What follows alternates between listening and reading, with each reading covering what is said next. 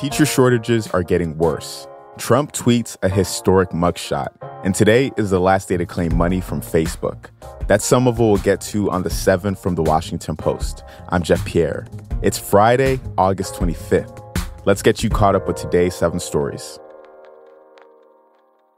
Number 1, Donald Trump surrendered in Atlanta yesterday. It was all over in about 20 minutes at the Fulton County Jail.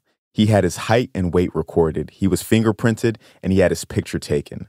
It's the first mugshot of a former U.S. president. He tweeted it after the booking. It was his first tweet since he was suspended after the January 6th attack in 2021.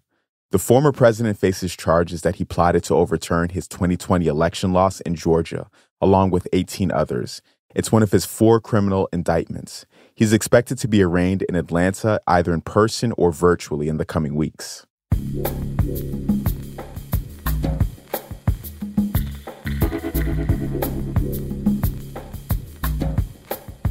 Number 2, Vladimir Putin broke his silence over his rival's presumed death. Пригожина я знал очень давно, с начала 90-х годов. Это был человек сложной судьбы, и ошибки у него были серьезные в жизни. That's the Russian president saying Yevgeny Prigozhin made serious mistakes. Prigozhin was the chief of the Wagner mercenary group. He led a short-lived mutiny against the Kremlin in June. He was listed as a passenger on a plane that crashed near Moscow on Wednesday. There still has been no official confirmation of his death, but in his remarks yesterday, the Russian president appeared to eulogize him. U.S. officials said yesterday that Prigozhin was likely killed in Wednesday's plane crash and that an explosion may have taken down the plane.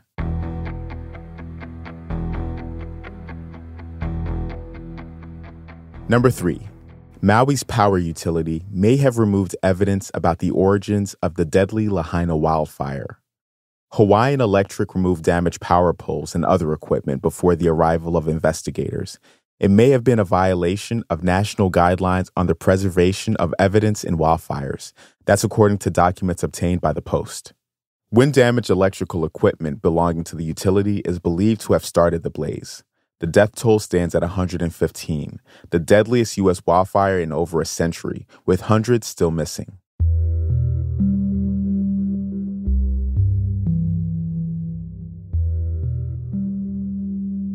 Number 4, the professional wrestler known as Bray Wyatt died yesterday.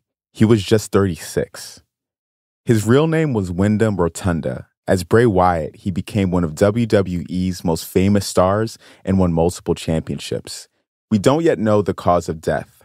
Wrestling journalists had previously reported that the wrestler was facing a life-threatening illness, but yesterday's announcement from WWE said his passing was unexpected.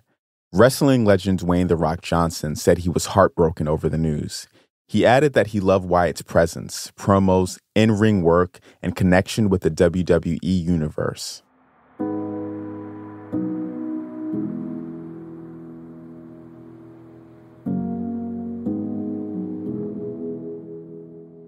Number 5, teacher shortages are getting worse. Teacher vacancies grew by 35% last year, according to a new analysis of 37 states and Washington, D.C. Some districts have had to delay the start of the school year and are relying on underqualified or virtual teachers. They're also struggling to find school bus drivers, cafeteria workers, and instructional aides. It's part of a worrying trend. Teachers have been leaving the classrooms at higher rates since the pandemic. Many are leaving because of stress, low pay, and long hours, and there aren't enough candidates to replace them.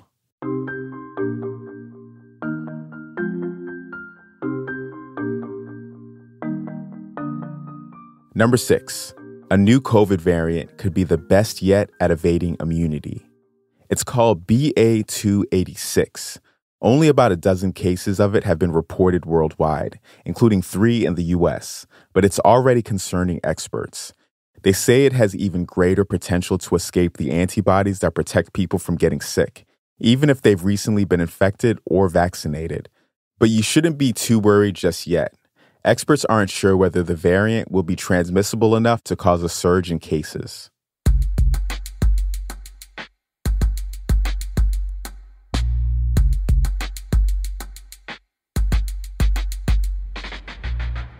And at number 7, today is the last day to claim money from Facebook. That's right, Facebook might owe you money. The company reached a $725 million settlement earlier this year over allegations it shared users' data without their consent.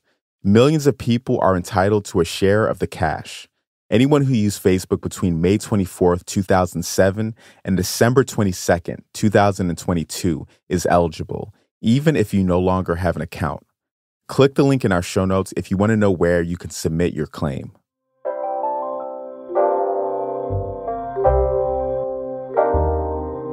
That's the show for this week. Before you go, I wanted to tell you that you can listen to this show and other Washington Post podcasts ad-free on Amazon Music. So we're talking about The 7, Post Reports, and even our new series, Field Trip. All of these are ad-free, but only if you're a Prime member. But wherever you listen, make sure you're following our show so you don't miss an episode. The assistant producer of The 7 is Taylor White. The staff writers are Jamie Ross and Hannah Jewell. John Taylor is our editor. Additional editing by Christina Quinn. Copy editing by Melissa No and Francis Moody. Mixing and sound design is by Jim Briggs and Justin Garish. Our theme music is by Edith Mudge. Our director of audio is Renita Jablonski. And a special thanks this week to Mary Goodhart and Natalia Lobanova. I'm Jeff Pierre. Thanks for listening. Have a great weekend, and I will meet you back here on Monday.